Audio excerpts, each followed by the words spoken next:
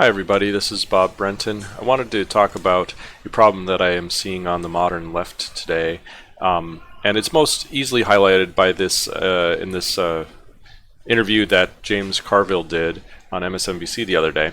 And I just want to play a very short clip about it, and then talk about the problem from a more holistic angle.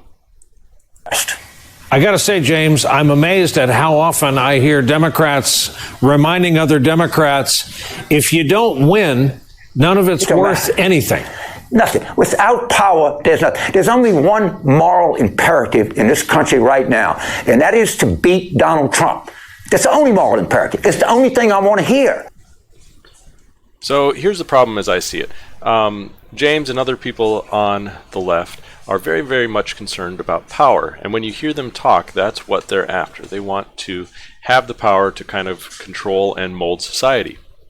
Now, if you listen to Donald Trump at all, he doesn't talk that way. He talks about the people that he's trying to serve. He's doing this for us. He's trying to make us one big country that are all kind of pointed in the same general direction of success, prosperity, no wars, low unemployment, all that sort of stuff. And so he's talking about what he's doing. But here, the first thing that James goes to is power. They need the power back. And that's really quite the turnoff.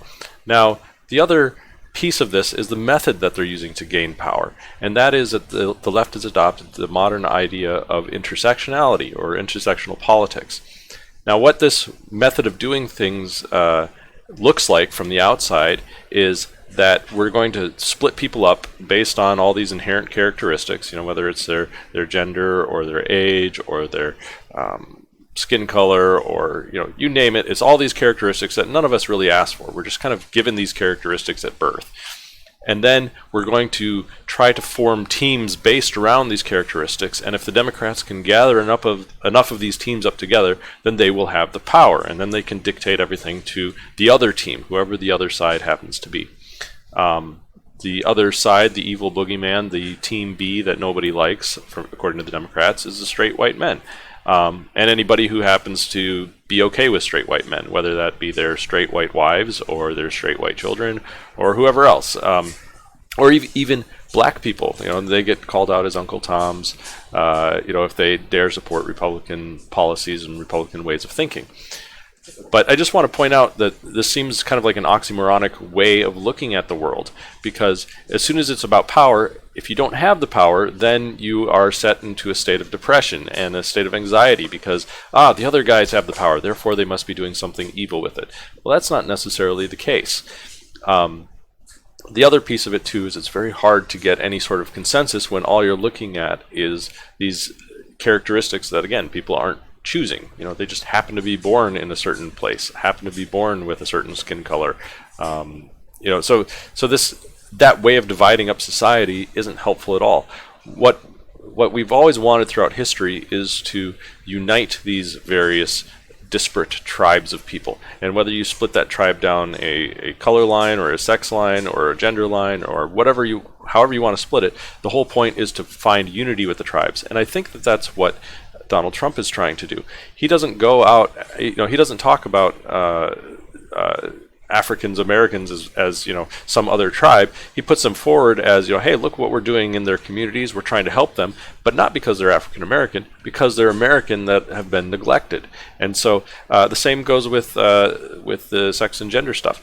It's not that we don't care. It's just that that's not a characteristic that matters when it comes to whether or not you can be on our team. Even then, it's not even about the team or the power. It's like, hey, we can work through or get past whatever our differences are when it comes to sexual preferences, and we can, still work together. It doesn't matter. It's kind of like, hey, do you like chocolate or vanilla? Who cares? That shouldn't stop us from being able to work together. But this framing is everything about power. This obsession with beating Trump, that's the whole thing. And then even putting it in terms of a moral imperative, that's just kind of ridiculous. It's like, so what? Now you're telling half the country that they're immoral because they happen to like him? That's not the way to build your tent or to expand your party base. anyways, I think that this is kind of an older way of thinking. I think that the Democrats are really stuck in this way of thinking, in particular when it comes to how they're running their campaigns. And I think that's why they're going to lose again. And the thing that they need to get over is the fact that they lost, and then say, you know what, maybe Trump isn't just a bad guy. Maybe that's just our own hallucinations, our obsession with power that we're projecting out onto this guy. It's very much the shadow of the left, is that they're not dealing with this sort of stuff internally. And so they're projecting all their worst fears, all their hatreds, all those things that they haven't dealt with for decades onto straight white men, onto Donald Trump. And, I think that's why they're going to keep losing, because many of the centrist types have seen through this. They thought, well, hey, maybe there's something of value there in this intersectional politics. Maybe there's something of value there in this endless quest for power. But at the end of the day, what matters is their bank accounts. What matters is whether or not they can get along with their neighbors. What matters is whether they can go to work and not have to judge everything through the intersectional lenses.